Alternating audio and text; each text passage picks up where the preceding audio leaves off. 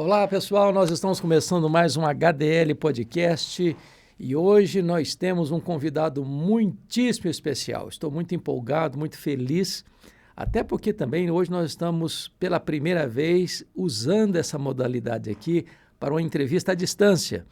Mas o nosso convidado hoje é imperdível. Estou aqui com talvez a maior referência hoje, não só no Brasil, mas mundo afora, na área de missiologia. Estou falando agora com Ronaldo de Almeida Lidório. Olá, reverendo, que privilégio ter você aqui nesse bate-papo. É alegria, estamos juntos. Hernandes, uma vez mais, louvado seja Deus. Alegria participar com você nesse momento. Que coisa boa. Ronaldo, você tem sido nas mãos de Deus uma referência, não só aqui no Brasil, mas em outras nações também, nesta área da missiologia. E eu gostaria hoje da gente conversar um pouco sobre a sua história. Eu acompanho você, sou um pouquinho mais velho que você, e acompanho você desde a sua infância. Seu pai foi meu pastor na minha É adolescência, verdade. reverendo Gideon, e acompanho também o ministério tão lindo da sua mãe, dona Eusa Lidório, e acompanho você desde o seu período de seminário em Recife. Mas eu gostaria que você se apresentasse, falasse da esposa, dos filhos e da sua família. Depois a gente começa então a nossa jornada histórica com Ronaldo de Almeida Leidor hoje. Que bom, Hernandes, alegria, estamos juntos. E lá naquele tempo em Nova Venécia, eu ainda adolescente, você já um jovem, e eu te ouvia pregar antes de você ir para o seminário, Oh, e meu já Deus. era uma benção. Palavra ungida, bíblica, graças a Deus pelo Senhor em sua vida. Pois bem, meus pais, Gedeon e Eusa Lidório, eu nasci em um lar evangélico, eles eram já plantadores de igrejas, eles trabalhavam com a missão norte-americana presbiteriana em Minas Gerais e eram plantadores de igrejas itinerantes, por isso nós mudávamos bastante na nossa infância de um lugar para outro. Ele plantava a igreja, ele era um evangelista na época, e um outro pastor vinha para pastorear a igreja, e nós mudávamos para a cidade seguinte. E depois ele foi ordenado pastor presbiteriano também, e o local onde nós passamos mais tempo foi justamente lá em Nova Venécia. Olha isso. Ali na adolescência, de lá eu fui para o seminário em Recife. Então, graças a Deus, meus pais, uma referência para mim, referência de oração, referência de amor pelo Evangelho, referência de amor também pelas pessoas e plantio de igrejas. Então, eu nasci vendo meus pais plantando igrejas, esse negócio entrou Coisa boa. Coisa assim, na minha maravilhosa. mente. Eu até falo que eu não tinha nem chance de não ser um missionário. Toda noite minha mãe orava comigo à beira da cama e depois da oração ela dizia: não há nada melhor do que ser um missionário. Olha Então, isso. Glória a Deus. graças a Deus. Glória a Deus. E fui para o Recife. Lá então encontrei a Rossana. Rossana era uma jovem da Igreja Presbiteriana do Pina, a líder da mocidade, fazia enfermagem, querendo ser missionária. Olha isso. Então, nos encontramos ali e começamos a orar juntos, depois namorar, noivar, casamos, e fomos para a África. Nós tivemos dois filhos, né? Temos dois filhos, a Vivi, casada hoje com o André, Que e legal. o RJ, o Ronaldo Júnior, casado com a Maria. A bênção de Deus em nossas vidas. Deus tem nos abençoado muito como família. Que Os coisa pais de linda. Rossana também, pastor Adalberon e Dona Normélia, um pastor presbiteriano, que amam a Jesus e amam a obra missionária. E nós tivemos esse privilégio de sermos sempre apoiados pela nossa família, Que coisa em linda. oração, com a prática, é um privilégio muito grande. Graças a Deus por Glória a isso. Jesus. Ronaldo, você recebeu o chamado para o ministério em que contexto e em que momento do seu chamado, já no seminário, você percebeu que o chamado seu era direcionado para a obra missionária e não para o pastoreio de uma igreja local? Pois bem, eu acompanhava meu pai em várias congregações ali na Uhum. região do norte do Espírito Santo. Então eu ouvia meu pai pregar, às vezes o mesmo sermão uma semana inteira em diferentes lugares. E um desses sermões ele pregou em vários lugares. Eu estive com ele, ouvi esse sermão várias vezes. e ele pregou numa quarta-feira à noite lá na Igreja Presbiteriana de Nova Venécia, Aham. e era justamente sobre a grande comissão. E apesar de já ter ouvido aquele sermão, com aquelas ênfases que ele estava dando, aquele negócio entrou no meu coração de maneira diferente. Eu tinha 14 anos, 14 anos. entrou de maneira diferente. Você É, eu, precisa. eu Que ano tinha, foi isso, Ronaldo? Que ano foi? é, Aproximadamente aí. eu tenho que calcular aqui. Eu estou com 58 anos, eu tenho que Ah, olha. calcular para Mas lembrar. você era adolescente nesse caso. Eu era adolescente, 14 anos, eu tinha acabado de ser curado por Deus de uma enfermidade, eu tinha febre reumática Aham, dos 7 aos 14 anos. Então aham. eu vinha só piorando, tinha dificuldade de sair de casa, de ter assim, uma vida normal como menino, não sabia jogar bola, andar de bicicleta, essas coisas normais da infância devido à enfermidade. Mas aos 14 anos, ali a situação piorando, eu fui a Belo Horizonte, o diagnóstico ali não era animador e não sabíamos mais o que fazer. Minha mãe orou por mim e eu fui curado. Nunca mais eu tive aquele problema. Nunca eu tomava bezetacil a cada 15 Meu dias, Deus. aquele medicamento da época, durante 7 anos. Mas fui curado. E logo depois disso, ouvindo meu pai pregar em Mateus capítulo 28 sobre a grande comissão, aquilo entrou no meu coração de maneira diferente. Olha, Me senti chamado por Deus. Eu diria que o que houve naquela noite foi uma convicção que certo. Deus está me chamando para uma missionária. Então E até houve um fato você já foi para o seminário com essa convicção. com essa convicção. Tanto é que o nosso presbitério Vale de São Mateus, ele me enviou para o seminário para ser um missionário, até Olha dizendo, isso. não precisa nem voltar sabendo ser missionário, você pode seguir, tirar a própria missionária. Uma bênção, né? Sou membro desse presbitério até hoje, tem E, nos e abençoado aí você, profundamente. e você, durante o seminário, teve um trabalho lá em Recife, já direcionado para esse campo, com pessoas vulneráveis. E como é que foi essa experiência lá em Recife? Foi o primeiro trabalho que você abraçou nessa área de cuidar de gente fora dos muros da igreja local?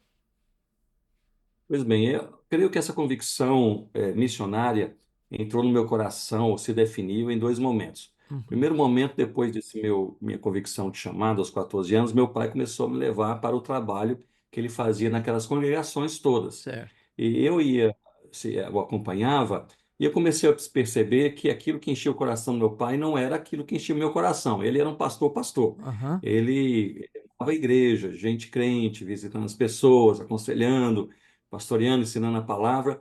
Mas quando ele ia aqueles sítios, né, aquelas fazendas onde muitas vezes não havia crentes, mas para evangelização, aquele negócio aquilo então enchia seus olhos. florescia em meu coração e despertava a minha mente ideias de pregação, ideias de evangelismo.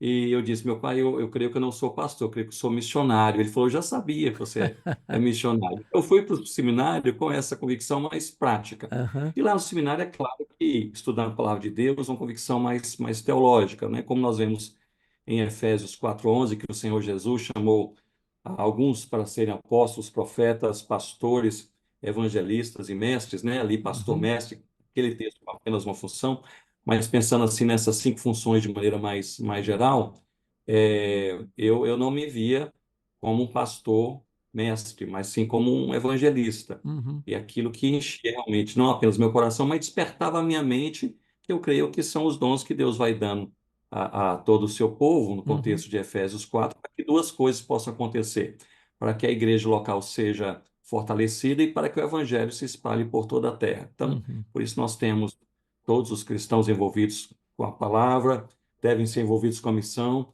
nós temos pastores para pastorear, nós temos missionários para serem enviados onde a igreja não pode chegar e Exato, não consegue chegar. exato. E ali nós tivemos realmente, quando ali já noivo com a Rossana, nós começamos um trabalho com o Sem Teto, na Rua do Imperador, no centro do Recife, Sim. e durante 2 anos nós temos aquele trabalho ali com aqueles que dormiam na rua. O pessoal que vinha do sertão, à procura de emprego, não tinha oportunidade, ficava ali na rua e ali então nós íamos de madrugada evangelizar, ouvir as histórias, levarmos também um café com leite.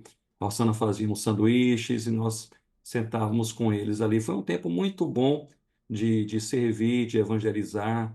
de abraçar aqueles que estavam caídos, separados da sociedade, e também de eu e Rossana nos conhecermos no trabalho juntos. Antes Exato. nós íamos para a África, que foi nosso primeiro Vocês campo. não eram casados até então, eram apenas noivos nessa época. Nós éramos noivos. Aí fizemos uma pequena equipe com mais duas pessoas e nós íamos de madrugada, porque lá era o horário que somente os sem-teto estavam Aham. ali nos seus cantinhos, né? E nós então tínhamos um tempo com eles.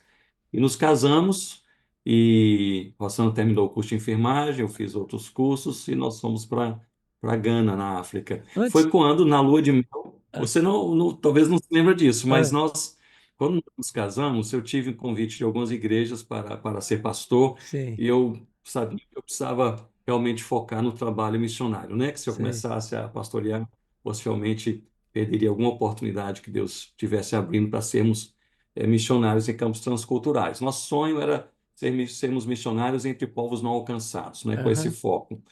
E ali, então, eu fui ordenado. Rossana ainda tinha 2 anos para concluir o curso de Curso. enfermagem, e nós nos casamos, então. Na nossa lua de mel, nós não tínhamos nenhuma igreja mantenedora. Sim. Nossos pais, meus pais, eles nos mantinham com meio salário mínimo. Então nós alugamos um local, e eu estava para trabalhar com um professor no seminário, e estávamos orando aí para que pudéssemos ter o nosso preparo suficiente para irmos para a África, não é? Uhum. E orávamos a Deus para a igreja mantenedora. E na nossa lua de mel, lá em Vitória, estávamos em Vitória, você bateu a porta lá da casa daquele irmão missionário canadense, onde nós ficamos. A igreja primeira de Vitória decidiu adotá-los como missionários. Então, Privilégio foi muito uma, grande, uma, viu, nosso? uma das confirmações de Deus, viu, Glória a Hernandes? Deus. Glória a Deus. Ronaldo, mas antes de nós entrarmos aí no seu trabalho em Gana, na África, você teve uma experiência muito marcante na sua história, na sua vida, quando você foi ao Peru para pregar entre os quechuas, no Sendero Luminoso. Teve ali um momento muito difícil na sua vida, onde você foi raptado e correndo um grave, sério risco de perder a vida. E a sua mãe, de madrugada, inquieta, incomodada, orava por você, sem saber o que estava acontecendo. Você pode narrar para nós como foi essa experiência lá no Peru? Você era seminarista ainda?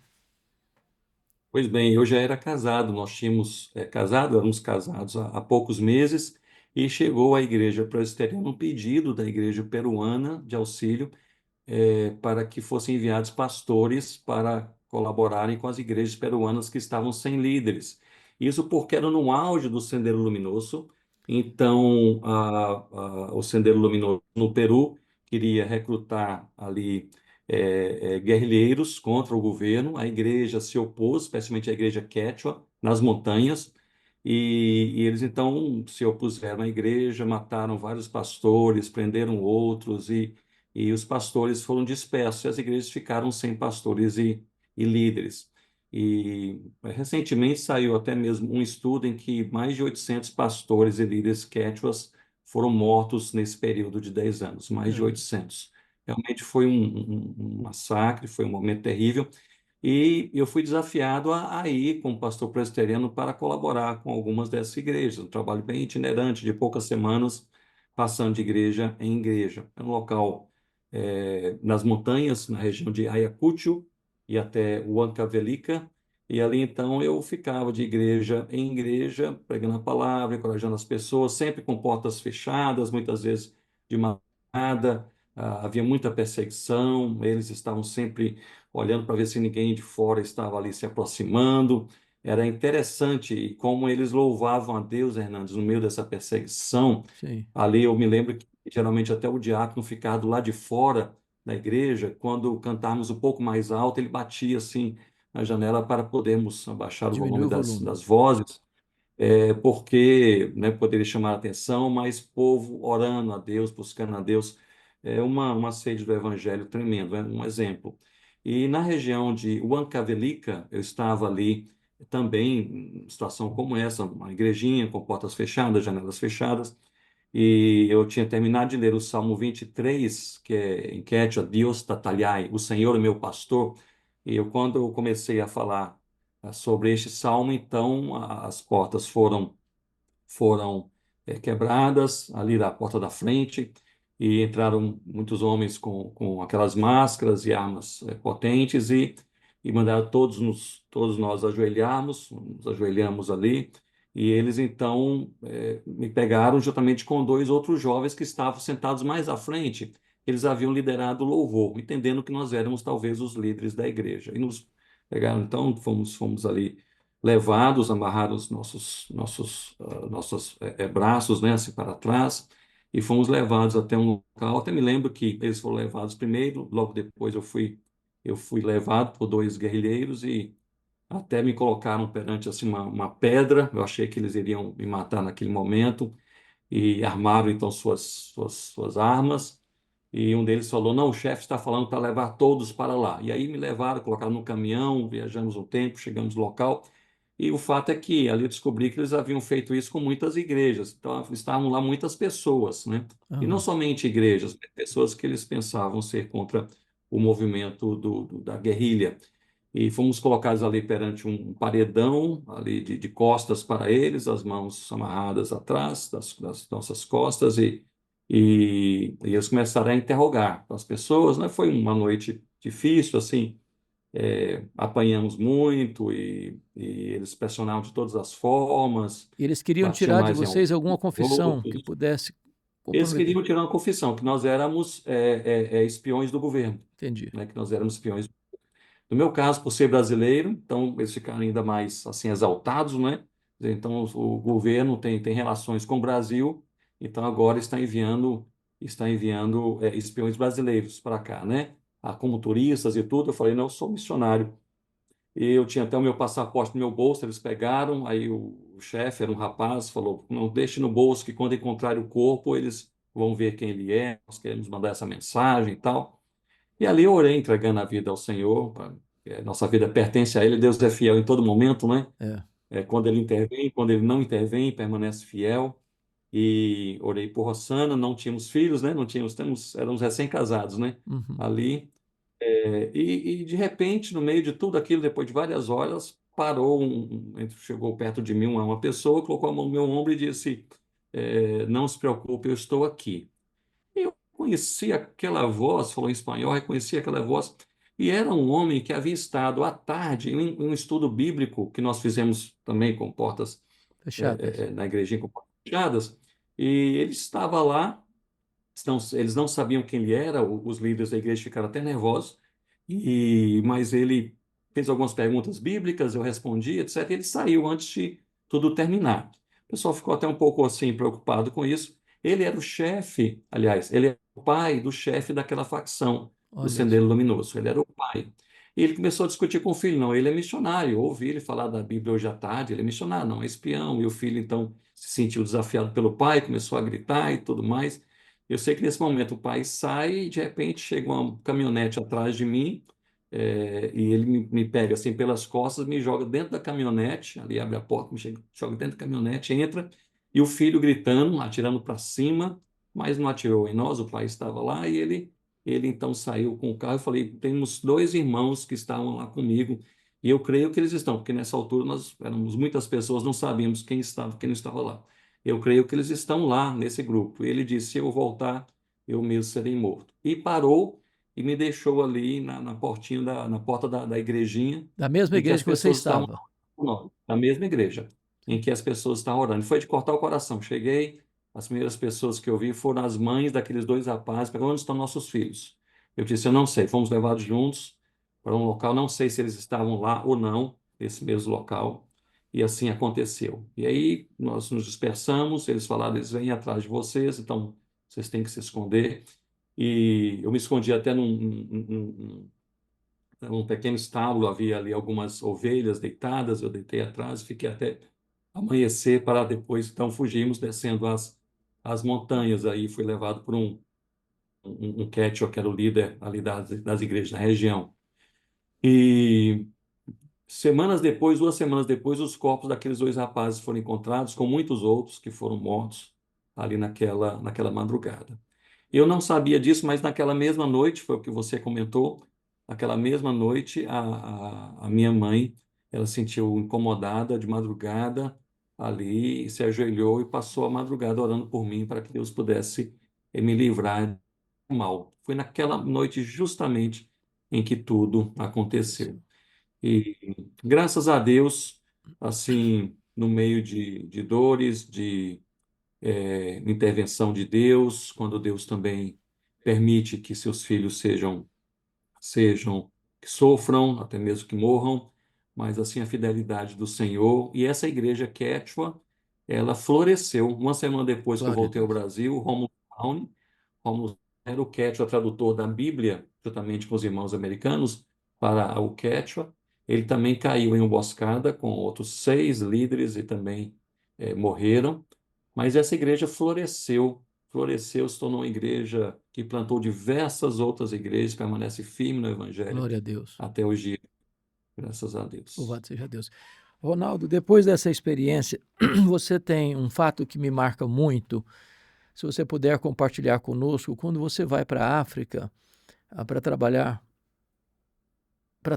com os concombas, esse povo ainda não era localizado claramente. Você passou alguns dias na mata, em alagados, e às vezes até com uma pressão para você retornar, porque estava chovendo muito, e você fica lá sozinho, pede para a Rosana retornar com as pessoas, e você dorme ali em cima de uma pedra depois de uma chuva torrencial. Quando você vê ao longe as garças voando de uma copa de uma árvore, você então vai até lá onde as garças voaram e lá estava o povo com comba. Você pode partilhar conosco essa experiência? Como é que foi? Pois bem, exatamente foi em 1993, Rossana e eu chegamos em Gana, na África, ainda sem filhos, e a missão, juntamente na época, a Igreja Presbiteriana do Brasil, tinha Junta de Missões Estrangeiras, que hoje é a PMT, Uhum. nossa Agência Presbiteriana de Missões Transculturais, então na época era JME, em parceria com a missão, a UEC Internacional. Então nós fomos para Gana e a nossa missão era evangelizar, alcançar com o evangelho. Os concombas são 4 tribos concombas, nós chamamos de concombas, mas eles possuem ali uma classificação, identidade própria. Nós fomos trabalhar com os Bimompelo, os falantes da língua Limompelo. Então, eles estavam entre Gana e Togo, no nordeste de Gana, noroeste do Togo. Naquela época, nós não tínhamos aí GPS, nem foto satélite, né? Não havia mapa e nós não conseguimos encontrar nenhuma aldeia daquele povo falante da língua Limompeu. Então fizemos várias viagens, Alçano e eu, eram viagens assim que nós íamos de carro até certo ponto, depois íamos a pé, não havia estradas ou trilhas, mas nós não encontrávamos. Sempre alguém falava, eu acho que eles moram depois daquelas montanhas, tentávamos chegar para um lado, outro lado, e durante meses nós fizemos essas tentativas, voltando sempre para a capital, reabastecendo e tentando novamente.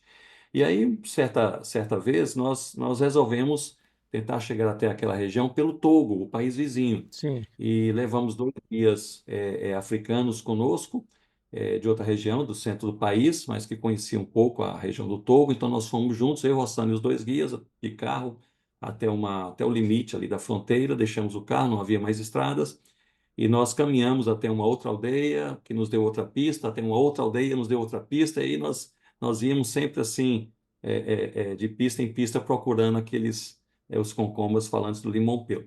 Chegamos em uma aldeia avançada de um outro povo, e ali os nossos guias e a Roçana começaram a passar mal do estômago, e alguma coisa nós comemos na viagem. Estávamos andando a pé já há bastante tempo, andávamos de dia e dormimos à noite em alguma aldeia próxima.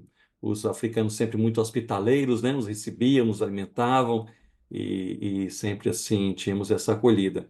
Mas ali passando mal, a Rossana e os dois, eu falei, então vocês ficam aqui, nós vamos pernoitar, amanhã cedo eu vou sozinho tentar um pouco mais, ver se essa última pista que nos deram aí, que eles estão além daquele pequeno monte, para ver se realmente estão ali ou não, e eu volto. E era a época das monções, então ali é uma região bem plana e as chuvas torrenciais caem e a região toda fica alagada durante talvez quase 2 meses. uhum. Então eu andei ali com água acima dos joelhos, às vezes até bem mais acima, assim, durante algumas horas, procurando ali alguma pista de onde estariam essa aldeia dos Concombas, não é? E fui andando mais uma hora, o tempo passando, Eu sei que chegou, já era tarde, eu sabia que não ia poder voltar, então não daria tempo, não poderia também andar à noite, era muito perigoso. Então eu andei um pouco mais e cheguei a um local em que comecei a procurar um lugar onde passar a noite para depois voltar para onde a Rossana está, naquela aldeia. Não havia encontrado nada, né? Havia seguido as pistas lá, cruzado, subi alguns montes que estavam mais sequinhos, né? Tem água, descia, andava mais. Mas aí comecei a procurar um local para passar a noite, não havia, só havia as árvores, né? Locais secos, somente as árvores, mas nessa época das monções, as cobras se escondiam nas árvores, então Não era não era seguro prudente, ali, seguro. uma árvore. É. Mas encontrei uma pedra em que eu podia, coloquei sobre aquela pedra uma toalha, eu tinha toalha na minha mochila, coloquei a toalha, tirei as botas molhadas, coloquei no canto e deitei. E ali eu comecei a pensar, não é? Comer alguma coisa, pensar ali nossos próximos passos. E lá pela madrugada, sem conseguir dormir direito, o desconforto, muito quente, os barulhos, né, ali, os perigos, e eu comecei a pensar, bem, vou trazer a minha memória, o que pode me dar esperança, né? Eu estou aqui numa pedra, assim, sozinho, no meio aí de uma savana africana, à procura de um povo que eu nem sei se existe, mas eu, pelo menos, estou seco. E aí começou uma chuva torrencial de madrugada, né? Nem Levou seco água estava abaixo mais aí agora. a minha esperança. Mas eu dormi, a chuva passou, eu dormi e acordei com os primeiros raios de sol, e ali eu acordei renovado na minha motivação, no meu desejo de encontrar aquele povo. Eu sei que foi uma ação somente de Deus, porque eu fui dormir totalmente desmotivado, pensei, deixei minha esposa num local desconhecido, com pessoas desconhecidas, estou à procura de um povo, nem sei se vou encontrar. Acho que é melhor voltar lá e falar com a missão que não tem jeito, né? Vamos trabalhar em outra região. Mas eu acordei renovado, animado, esperançoso.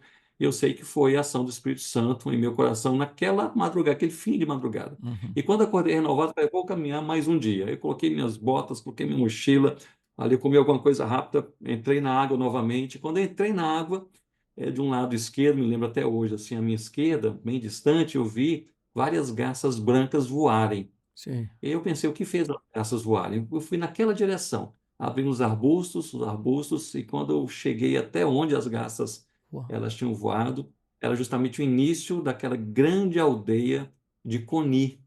E foi ali, naquela aldeia de Coni, que nós fomos acolhidos, foi ali que nossos filhos foram criados, foi ali que o primeiro concombre limão pelo daquela região veio ao Senhor Jesus, foi ali que nasceu a primeira igreja que se espalhou, ali que a Rossana começou a clínica ali médica, ela como enfermeira, que até hoje está ali tratando as pessoas, foi ali que Deus nos abençoou, Glória a onde as Jesus. graças param. E foi ação de Deus, misericórdia do Senhor para conosco e bênção do Senhor, levando o Evangelho. Ele é o mais interessado em ver o seu Evangelho conhecido entre todos os povos, não é Você chega verdade? numa aldeia que não era antes conhecida e com o desafio de aprender a língua. Eh, Me lembro de você ter Isso. contado para nós um fato que o seu nome era um nome impronunciável para eles, Ronaldo. Ronaldo não era um nome, não era um nome bonito. E aí trocaram o seu nome. Como é que foi essa experiência? Primeiramente, ah, de rebatizarem você com um nome africano. E como é que foi você dominar essa língua? Porque é um outro milagre para mim que Deus fez na sua vida, é você tornar-se fluente numa língua que não é uma língua comum, né, que não se estuda numa escola, e você ali poder comunicar com aquele povo durante tantos anos e ver a obra de Deus prosperar. Então, conta só esse detalhe, que depois eu gostaria de conhecer um pouquinho melhor o trabalho lá em Coni. Como é que foi essa história de você ser rebatizado e de você passar a dominar também a língua desse povo? Pois bem, os missionários que trabalham com outros povos e outras línguas têm o treinamento linguístico adequado, e o Rossana e eu fizemos antes de irmos para a África, o estudo da língua numa perspectiva mais fonética, depois fonológica, morfológica, gramatical. e assim por diante. E era isso que nós tínhamos que fazer. Realmente é estranho você chegar em um povo em que eles falam uma língua que você não conhece e não tem nada escrito ou registrado sobre aquela língua, era uma língua ainda ágrafa, ainda não grafada, e não havia ninguém para te ensinar aquela língua, e você também fala uma língua ou outras línguas que eles também não Não conhecem. entendo. Então, a família Concoma que nos recebeu e nos acolheu ali, nós ficamos mais de 3 meses. Eu me lembro do dia em que eu compreendi a primeira palavra, porque Olha eu tinha um isso. caderninho, tudo que eu ouvia eu escrevia foneticamente, escrevia então os sons, e eu escrevia o contexto que estava acontecendo, para tentar decifrar qual seria aquela palavra. E aí, depois de, eu acho que mais de 3 meses, que eu percebi, essa palavra, ni significa água. E sempre que eu escrevia a palavra nin, que estava lá em alguma frase, tinha alguma coisa de água ali no contexto. Então, acho que nin é água. Eu abri então o dicionário de possibilidades, né, e coloquei, primeira palavra, água, nin, né? Então, aí começava o estudo mesmo da língua em termos de formar um dicionário. E depois de meses de estudo fonético, depois ali gramatical da língua, fomos aprendendo algumas palavras, formando frases, né, errando bastante, né? Eu me lembro que depois de um bom tempo em que quando eu já falava a língua, eu achava assim que eu estava falando bem a língua, né? Ah. Limão-pelo. Aí um deles, para me encorajar, disse: Você está falando a nossa língua muito bem, você já está falando como uma criança de 5 anos. Então, uma língua complexa, né? Com os tempos verbais assim bem mais elaborados do que nós temos em português e inglês, mas Deus derramou graça, né? Pudemos aprender a língua, fizemos dicionário da língua, a gramática, e eu cheguei a traduzir o Novo Testamento, que foi entregue em 2004, o Novo Ah. Testamento completo da língua Limão-Pelo. Foi um marco para a igreja, foi um momento de muita alegria. Primeiro exemplar entregue nas mãos do Mebá, que foi o primeiro que veio a Cristo naquela região. Me chamou a atenção, Hernandes, como eles seguravam o Novo Testamento. O Mebá recebeu o primeiro exemplar do Novo Testamento em suas mãos. Ele segurava assim como quem está segurando um tesouro. Ele não sabia nem andar com o Novo Testamento nas mãos. Os diáconos chegaram, o ajudaram assim, colocando as mãos por baixo das mãos dele, como quem diz, se cair a gente segura, Segura. né? E ali aquela cena até estranha. E Rossana estava lá comigo e me falou, querido, eles recebem a Bíblia como quem recebe uma barra de ouro, né? Uhum. E de fato, e graças a Deus, hoje tem uma equipe de tradutores com combas, todos eles com combas, eram os meus ajudantes linguísticos na época, fizeram teologia, fizeram curso de tradução, e hoje estão traduzindo o Antigo Testamento, e já Já traduziram está bem 31 adiantado, livros Ronaldo? do Antigo Testamento. Está bem adiantado, 31 livros com a tradução primária, vários revisados, estão pensando deste ano que vem em publicar o livro de Gênesis, e talvez também Salmos, e em poucos anos nós queremos, se Deus assim permitir, ter a Bíblia completa, não Glória a é? O Deus. Antigo e o Novo Glória a Deus. Testamento, na Ronaldo, língua. conta só mais uma experiência para nós aqui, ainda nesse ponto, porque foi com a mudança do seu nome, esse rebatismo com o nome africano, salvo o melhor juízo, um Borbi, aí você pode melhorar a minha pronúncia, que acontece o Isso. fato de uma mulher de uma aldeia vizinha, Iraconi, com a criança numa situação crítica de saúde, e vocês oraram por ela e Deus a curou, e isso impactou ah, não só aquela aldeia daquela mulher, mas outras aldeias também. Você pode compartilhar conosco essa experiência?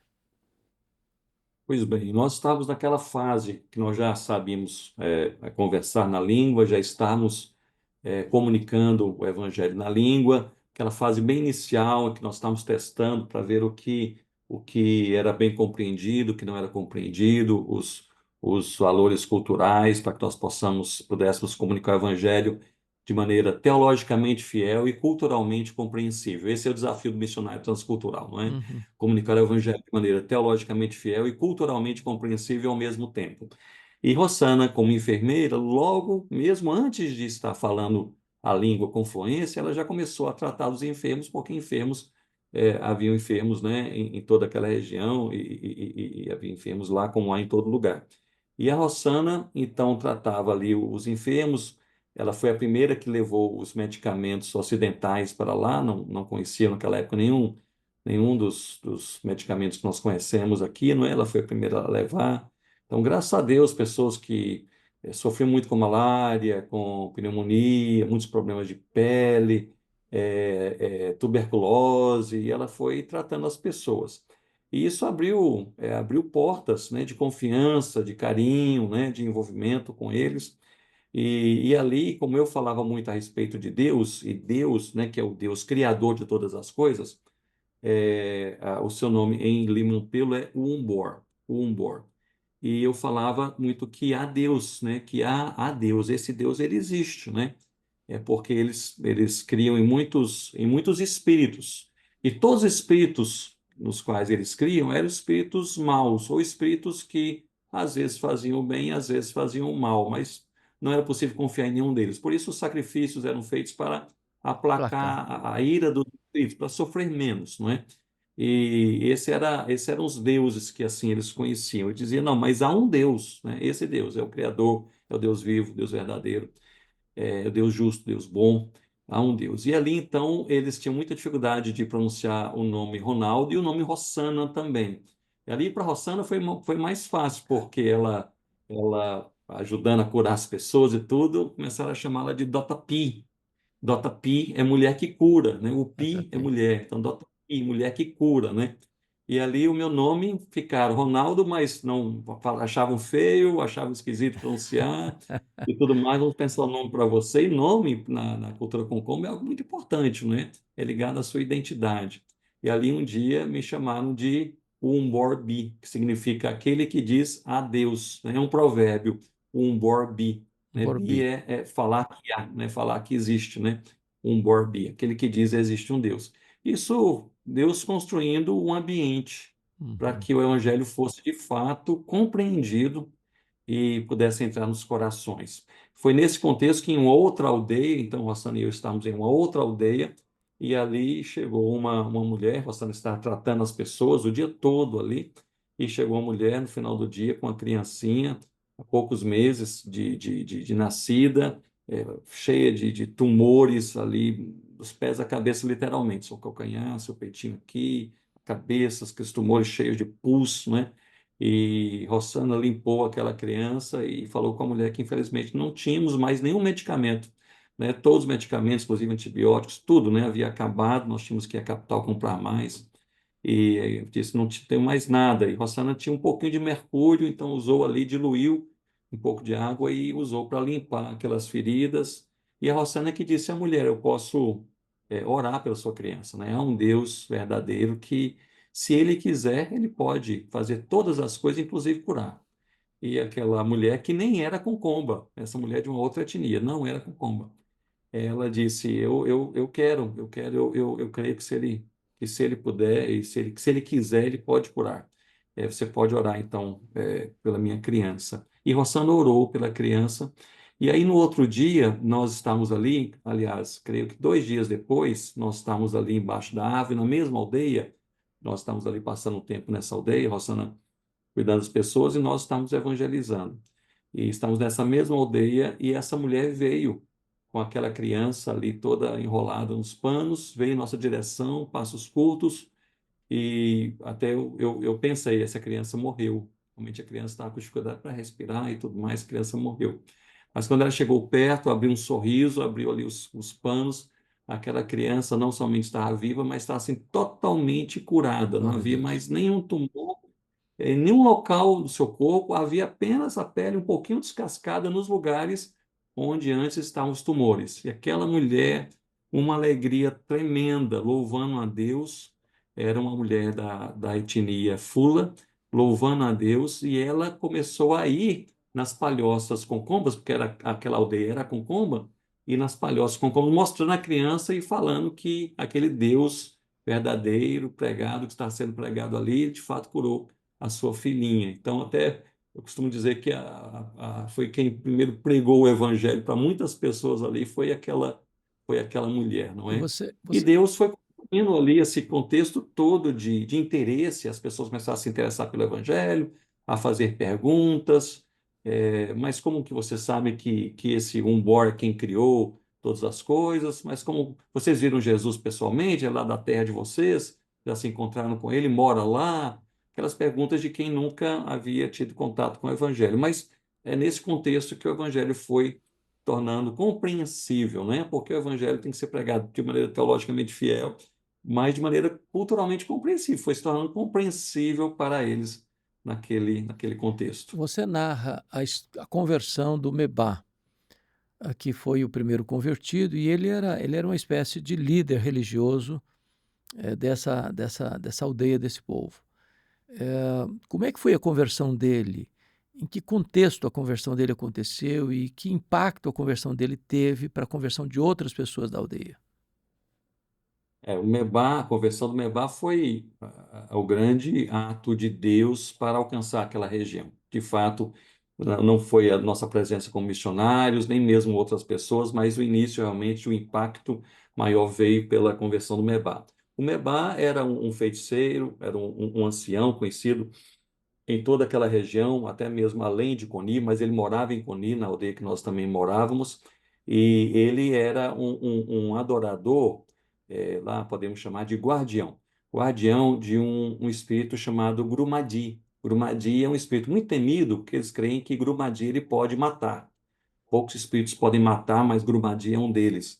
Então, o Mebá adorava o Grumadi, ele sacrificava a Grumadi, ele era o guardião de uns fetiches que representavam aquele espírito e assim por diante. E quando nós começamos a falar sobre o Deus verdadeiro, que é um Deus sobre todas as coisas, aquilo então confrontou o que o Mebá cria e o que ele também defendia. Ele era muito conhecido na região, então ele se tornou o nosso maior opositor. E onde eu ia, o Mebá ia atrás para desfazer o que eu falava. Eu me lembro várias vezes de estando em algum local e falando que há somente um Deus, ele gritava: não, não creio nisso, não creio nisso. Eu falava: porque Jesus, ele falava: Jesus não existe, né?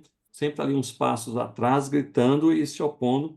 Eu até me lembro uma vez que eu falei em uma outra aldeia, ele estava lá para se opor, e depois que eu falei, ele atrapalhando o tempo todo, e gritando e tudo mais, ele falou assim, me chamavam mais comumente o Kaljá é homem branco, né? O Kaljá, isso antes de aqueles não me chamavam de um Borbi. Ele falou: o Kaljá, me explique melhor o que você falou naquela parte. Ele queria saber para poder se Se opor de opor. maneira por mais, né?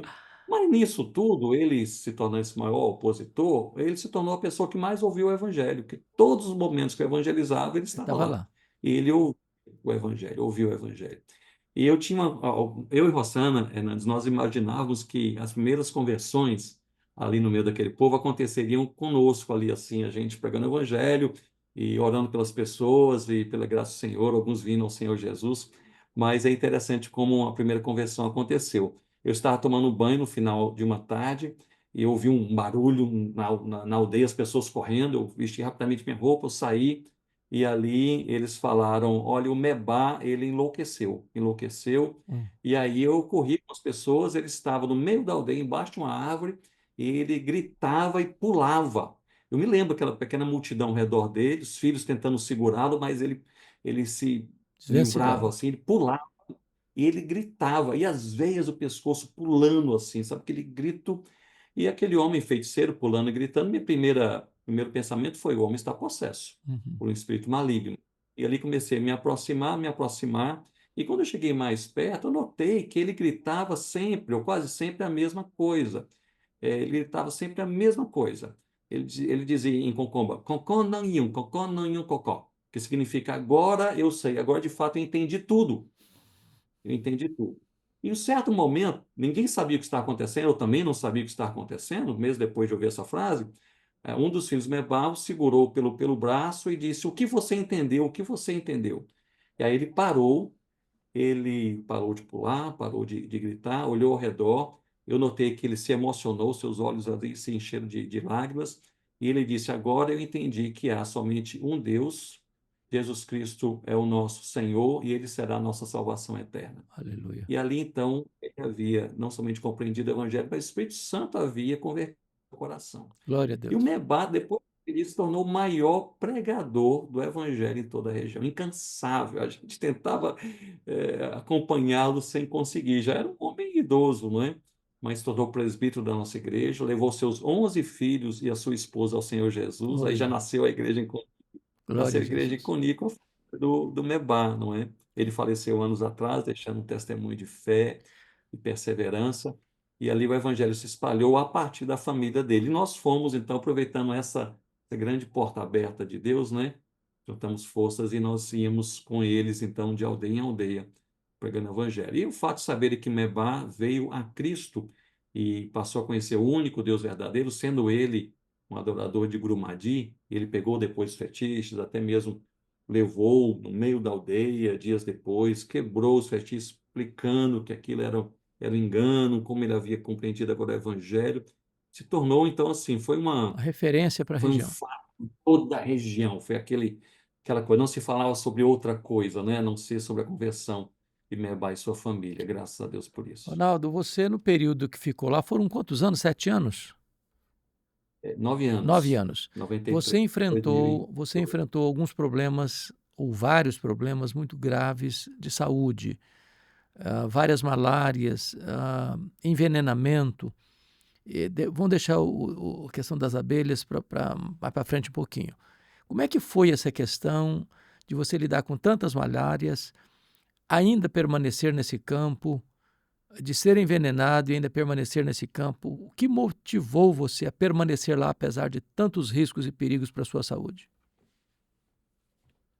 Eu costumo dizer que o que faz um missionário permanecer em um campo eh, não é nem o apoio que ele recebe ou talvez os resultados do trabalho, mas é a convicção de que Deus o colocou ali. Eu acho que é a Uhum, mesma coisa com cada cristão em um local difícil, né? Com uhum, cada pastor em uma igreja desafiadora, né? Foi Deus que me colocou ali, não é? Então, Rossana e eu tínhamos essa convicção que Deus havia nos levado até aquela região, ela possuía 48 aldeias grandes, conhecidas, nós uhum. mapeamos, mas possuía muitas outras, além das, nós chamamos de montanhas azuis do Togo, que nós não conhecíamos. Então, nós tínhamos essa convicção que Deus havia nos levado até ali. Então, isso foi o que marcou o nosso coração. De fato, as enfermidades têm sido, para mim, um dos maiores desafios pessoais. Durante aqueles 9 anos, eu tive malária 28 vezes, 28 vezes. passando 28 vezes. E algumas vezes quase morri com a malária. Também a Rossana teve 7 vezes, nossos filhos tiveram também algumas vezes. O RJ teve uma malária aos 2 anos, malária cerebral, quase morreu. Tivemos que correr com ele para dia de viagem para a capital. Graças a Deus sobreviveu, está aí, um rapagão, né? Lindão, eu Casado, é médico. encontrei com ele, menino. Não é, não é? Glória a Jesus. Vivi também, teve muitas malárias naquela época. Está aí uma jovem senhora casada, servindo Louvado o seja Senhor Deus. Jesus. Deus cuida, Deus faz aquilo que Ele deseja fazer e nós devemos exaltar o seu nome por isso, né? Amém. Deus, às vezes, muitas vezes Deus cura, outras vezes Deus decide não curar, em todos os momentos Deus é fiel. E eu, de fato, Hernandes, lá eu tive tuberculose óssea, a nossa água foi envenenada uma vez, também quase morremos, os meninos quase morreram nessa vez. Tivemos também que correr para um hospital na capital há dias de viagem para devido ao envenenamento. Mas, assim, de fato, havia momentos em que eu não entendia bem por que eu tinha tantas malárias, porque, assim, meu desejo era que, depois dessa abertura para o Evangelho, eu pudesse estar sempre viajando para as aldeias pregando o Evangelho. Porque as malárias me seguravam mais em Coni, né, em casa, Uhum. né? Então, eu tinha que ficar. Eu ia, mas passava mal, voltava, ia, voltava, etc, etc. Mas interessante que em 2004, quando nós fomos entregar o Novo Testamento, ali foi pedido que eu fizesse um relatório sobre como que cada livro foi traduzido, em que contexto. Eu tinha realmente todas as minhas agendas ali, meus diários, né, tudo escrito. Eu comecei a observar e achei um fato curioso, que boa parte do Novo Testamento eu havia traduzido durante as épocas das As malárias, malárias. porque depois você pega uma malária forte, você toma os medicamentos, fica ali uns 3 dias meio sofrido, né? Mas depois você passa uma semana, duas, você não pode sair, mas você está bem para fazer alguma coisa. E eu me dedicava mais à tradução do Novo Testamento. Então, assim, muitas vezes nós temos as nossas prioridades, mas Deus é Isso, quem isso sabe me qual lembra, é a Ronaldo, maior isso me prioridade, lembra a né? questão do apóstolo Paulo preso em Roma, né? não podendo viajar, e começa a escrever as cartas da primeira prisão. Então, Deus, às Exatamente, vezes, usa uma providência carrancuda para realizar uma coisa maior que no exatamente, momento ele não está percebendo. exatamente. Exatamente. E como em Atos 16, quando Paulo e a equipe tentaram ir também para a Ásia e Bitínia, foram impedidos por Deus, né, vieram para Troade, né, e aí tiveram aquela visão da Macedônia, do varão da Macedônia, então foram lá, Filipos, Tessalônica, Bereia, plantar igrejas, né? Então, para mim, às vezes eu via também essas enfermidades mais ou menos como um impedimento de Deus para alguma outra coisa que ele queria fazer, não é? Também. E foi uma grande bênção.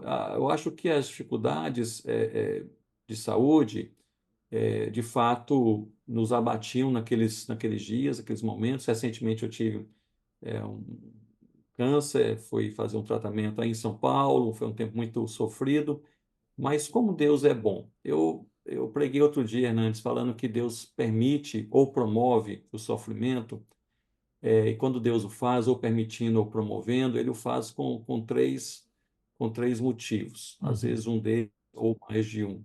Às vezes ele o faz para chacoalhar o nosso alicerce e pesar a mão sobre os seus filhos, chamando seus filhos de volta para ele. Às vezes Deus o faz porque Ele quer nos dar uma bênção especial que nós só recebemos, só terá significado aquela bênção no dia mau, na tempestade, no meio do sofrimento. uhum, E às vezes Deus também permite ou faz para que nós possamos ser luz no meio de trevas, no meio de uma situação em que há muitos outros sofrendo e nós ali em meio a eles. Eu tive essa oportunidade de uhum, testemunhar a uhum, tanta gente durante o tempo que eu fiz o tratamento do câncer, tanta gente que alguns me escreveram falando: eu nunca pensei em conversar com um pastor na minha vida, eu odeio evangélicos, odeio os pastores, mas eu também tenho câncer, eu vi um seu vídeo sobre isso, e você falando que há um significado maior, um propósito maior de Deus, quero falar sobre isso, não é? Nunca entraria numa igreja, então oportunidades que Deus nos dá. uhum. O Senhor tem propósito para tudo, né? E o final de tudo é que o seu nome seja, Amém. seja glorificado. Ronaldo, voltando um pouquinho ainda, eh, você, pela graça de Deus, então, traduz o Novo Testamento para a língua ah, oficial lá dos Concombas, e quando você vai levar esses Novos Testamentos, você tem um problema também na chegada, quando você é atacado por abelhas africanas. Como é que foi isso? O que aconteceu? E qual foi, assim, a intervenção, mais uma vez, milagrosa de Deus para poupar a sua vida? Pois bem, isso foi em outubro de 2004. Então, Hassan e eu fomos para até Gana. Eu havia terminado a tradução. O Novo Testamento foi impresso aqui no Brasil com todo o apoio da nossa editora Cultura Cristã, né, o presbítero Everaldo, foi uma bênção, e ali nós publicamos, foram impressos 3.000 exemplares, e Rossana e eu levamos 300 exemplares em mãos para nós podermos assim entregar, né, e foi um culto muito bonito que foi feito, né, ali de adoração a Deus embaixo de algumas mangueiras, né, milhares de irmãos com combas crentes no Senhor Jesus, recebendo a Bíblia pela primeira vez. A gente não sabe, Hernandes, esse sentimento, porque a gente nasceu com a Bíblia, graças a Deus, É. não é? A Bíblia em nossas mãos e em muitas versões. A gente não tem esse sentimento de não ter a palavra Uhum. na nossa língua e nas nossas mãos. Mas quem experimenta isso, que é de um povo que recebe pela primeira vez, é um negócio diferente. E assim, a gente que olha de fora parece uma coisa surreal. Né? Assim, é um valor, algo tremendo. Salmo, é o Mas quando o Salmo, Rossani e eu estávamos Salmo 19, levando, versículo 10, né? Vale mais do que ouro, muito ouro, exatamente, mais doce do que o mel. exatamente, muito mais. Exatamente, é o tesouro mais precioso. Rossani, estamos levando esse carregamento de 300 exemplares do Novo Testamento para o local onde haveria esse culto. E estávamos numa caminhonete emprestada, ali de outros missionários, e havia um irmão com comba conosco e também uma irmã com comba com um filhinho pequeno atrás, sentado no banco de trás. E ali nós fomos, naquela região onde já havia, né, dirigido por ali centenas de vezes, né, aquela nossa trilha, mas havia chovido e caí num lamaçal ali e o carro atolou. E quando eu desci para ver o que está acontecendo e desatolar ali o carro, liberar o carro, um enxame de abelhas caiu sobre o carro. E nós moramos 9 anos em Gana, nós nunca vimos nada parecido. Um enxame de abelhas, assim, um dia claro, talvez ali mais ou menos meio-dia, mas um enxame de abelhas ali caiu sobre o carro. E eu me lembro que eu e um Kruma era o africano amigo que estava comigo, ele estava lá fora do carro comigo, o Hassan estava dentro com a outra senhora e a criança. E ali nós corremos, né? Nós corremos. Quando nós corremos, ali passou pela minha mente, será que eu fechei a porta do carro? Será que a porta do carro está fechada? Ou será que deixei entreaberta, né? Quando eu saí. E ali preocupado eu voltei. Quando eu voltei, mas cheguei perto do carro, eu tropecei ali sendo picado pelas abelhas, tropecei então ali numa raiz no chão e caí. Quando eu caí, então realmente elas caíram sobre mim e ali eu fui muito picado pelas abelhas. A porta do carro estava fechada, mas me arrastei até ali, entrei e fechei novamente. Ficamos eu, Rossana e aquela senhora com a criança dentro do carro. E ali então você começou a tirar os ferrões e tudo mais. Depois de dias, né, que ela começou a jogar os ferrões ali, fomos contar ali, fomos ver, foram mais de 100 ferrões retirados ali da minha cabeça, do corpo, etc. Mas estava tudo relativamente bem. Um Chroma havia fugido, havia corrido e nós três estávamos dentro do carro. Só que ali o calor, né, de uma tarde africana, né, insuportável, o carro não havia já superaquecido ali, tinha deixado um tempo ele ligado parado, mas tinha que desligar. A gente abria parece uma coisa de filme. Se eu não Hum, tivesse passado por aqui, eu pensaria, eu acho que né? foi exagero de alguém que contou. A gente abria, ou eu e o Rossana abríamos a janela do carro, uma Parece assim. frestazinha para entrar um pouquinho de e as abelhas, elas tentavam se empurravam ali por aquele cantinho, entrando, tentando entrar no carro. E ficavam ali ao redor do carro o tempo todo ali. Difícil até para a gente poder ver uma coisa ou outra, mas era uma tarde ensolarada. E pensamos, não, vamos ficar até a noite. As abelhas geralmente não voam à noite a gente fica liberado e vamos a pé até a próxima aldeia, assim por diante. E mas eu comecei a passar mal. Eu comecei a ter ali uma reação alérgica e ali a respiração, né? O ar começou a faltar e eu comecei a ficar sem conseguir respirar. Eu me debatia, até cheguei a quebrar o painel do carro ali do amigo, né? Se me debatendo com mãos e pés. Aí Rossana orava, um pouco de água gelada sobre mim, aí eu voltava, melhorava, depois tinha outra reação, e lá pela terceira reação começava a passar muito mal, então, algo terrível. E aí, no meio disso tudo, curiosamente, outro fato aí assim que só presenciando mesmo que eu pude ver, mas assim, chegou no meio disso tudo uma pessoa enrolada, muitos panos, enrolada, chegou perto da caminhonete, eu estava passando mal, e no momento que eu estava passando mal, de repente eu me senti bem. Eu falei com a Rosana, melhorei. Passou, mas você está bem? Tô bem. Respirando normalmente, tô bem. Foi o livramento do Senhor, porque naquele momento alguém bateu ali no vidro do carro, e eu olhei e era essa pessoa totalmente enrolada nos panos e falou: Olha, eu vim aqui, eu sou da aldeia tal, era a aldeia mais próxima que a gente conhecia, e o feiticeiro da aldeia disse que foi ele que invocou as abelhas. Hum, Mas ele falou que se você prometer aí ajudá-lo num sacrifício ao espírito que ele adora, ele vai então fazer uma magia para as abelhas irem embora, vocês serão liberados. E ali eu disse, diga a ele que nós servimos somente a um Deus, o Deus vivo. Se ele quiser nos livrar, ele vai nos livrar. E se ele não quiser nos livrar, nós estamos nas mãos do Senhor, nosso Deus. Só há um Deus vivo. Falei com ele uns três, só há um Deus vivo. E ele foi embora. E eu vou passar mal. E eu entendi logo depois que aquilo foi um livramento de Deus, que se eu estivesse passando mal, aquele cara falando no meio das aldeias, embrulhado nos panos, falando o vidro fechado do carro, olha, tem alguém querendo ajudar vocês, é bem capaz que eu nem entendesse o assunto e falasse, diga a ele que nos ajude, não é? Que nos ajude. Mas aí Deus me deu aquele momento ali, que são clareza. ali, bom, né, para poder ter clareza e poder testemunhar do Evangelho também. E ali eu comecei a passar tão mal que eu falei com a Sandra, olha, eu vou sair, eu tenho que sair. e ali mas fiquem dentro do carro. Eu saí, mas quando eu saí, Rossana saiu junto comigo, no meio das abelhas, e aí um Kruma, esse amigo, estava em cima de uma árvore bem distante. Quando ele viu que nós saímos, ele pulou da árvore, correu para nos ajudar, e ele e Rossana me puxaram até fora a senhora com a criancinha também correu, e ali fora do enxame. E o enxame ficou ao redor do carro o tempo todo, o Olha isso. tempo todo. Né? Não nos seguiu, ficou ao redor do carro onde estavam lá os Novos Testamentos. E ali nós fomos até uma beira de um riacho e lá eu desmaiei. Eu não vi mais nada, eu fiquei bem inchado. Eles tiveram que quebrar a minha aliança com um facão, e porque meu dedo tinha inchado, eu poderia perder esse dedo aqui.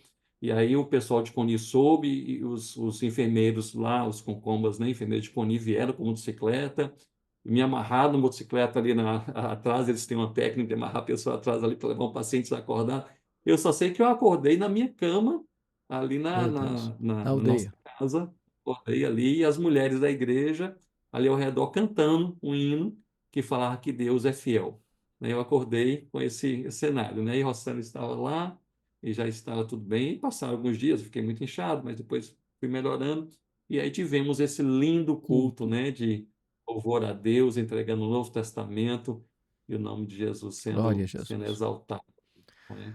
Ô Ronaldo, que lindo ver a providência de Deus na sua vida, meu irmão. Eu que acompanho você desde a sua infância e vendo em cada etapa, em cada capítulo, em cada fase, a mão de Deus.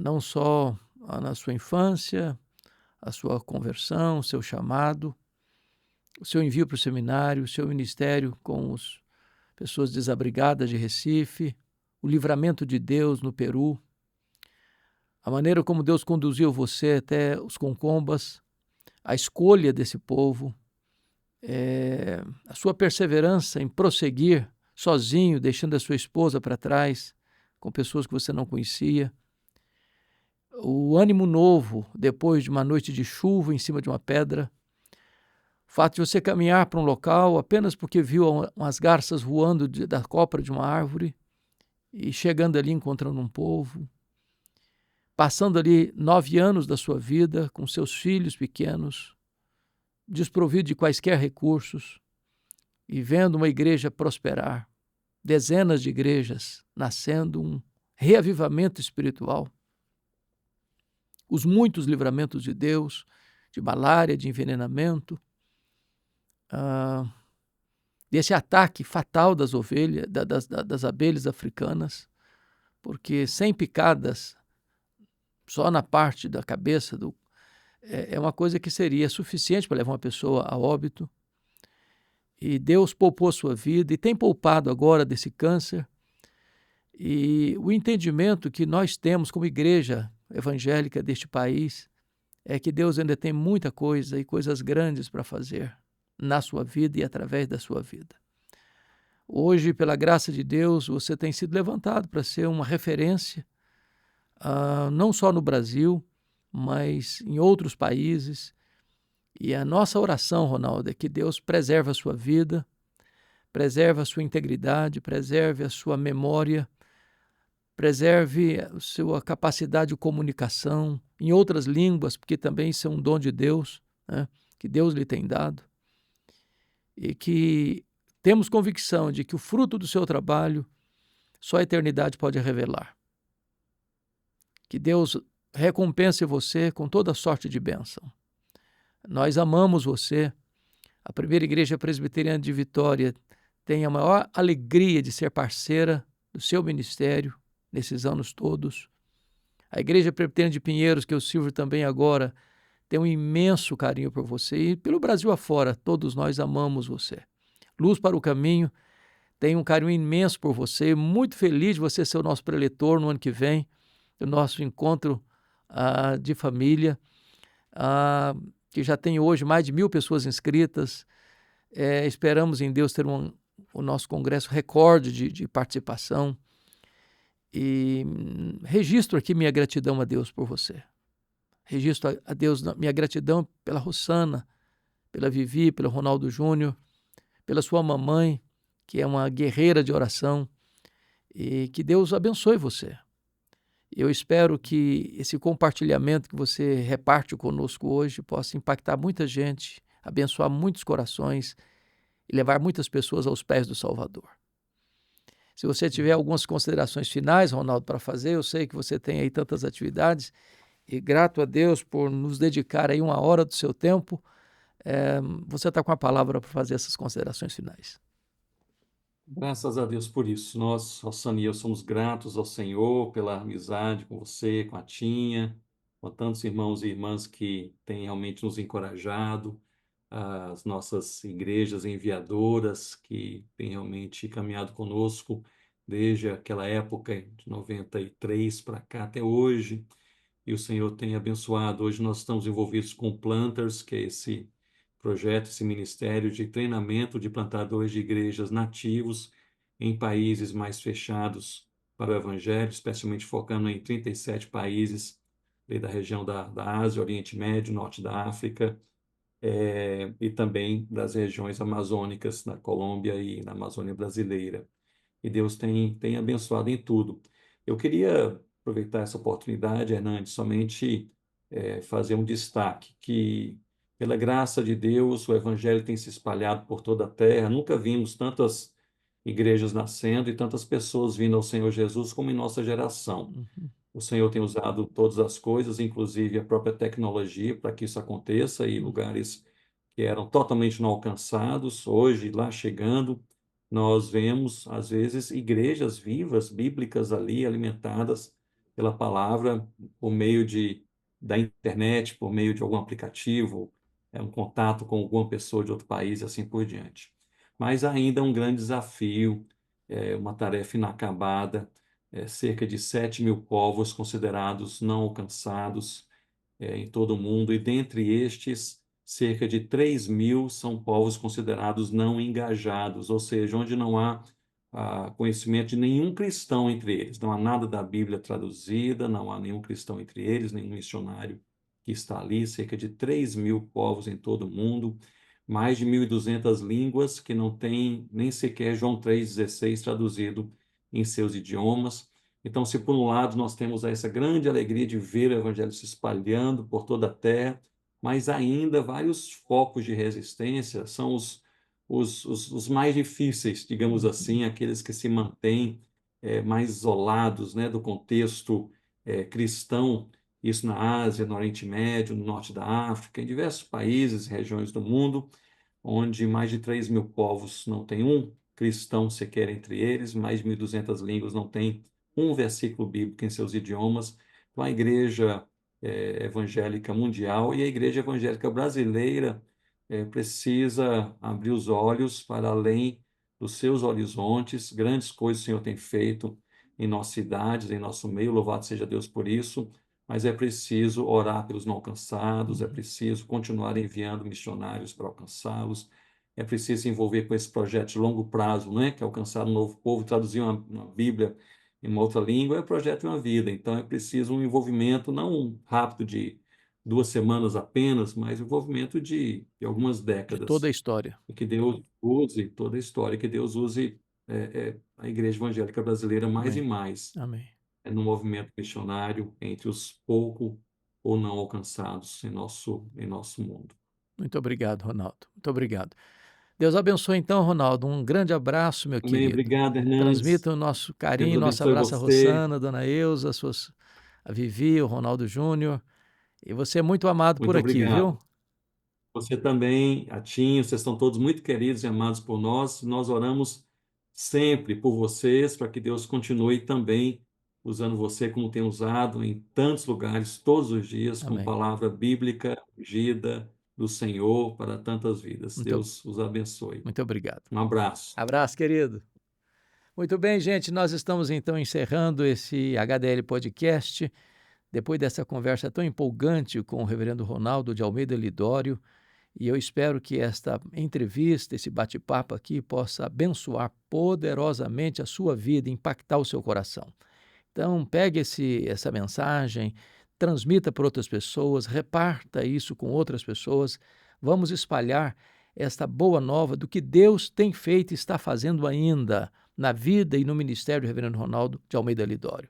Ele vai ser o nosso preletor do Encontro de Família, o 7º Encontro da Família, LPC, em Águas de Lindóia, de 12 a 14 de setembro do ano que vem. E você ainda pode participar conosco. Um grande abraço a todos, Deus abençoe. Ronaldo, um grande abraço. Fica com Deus.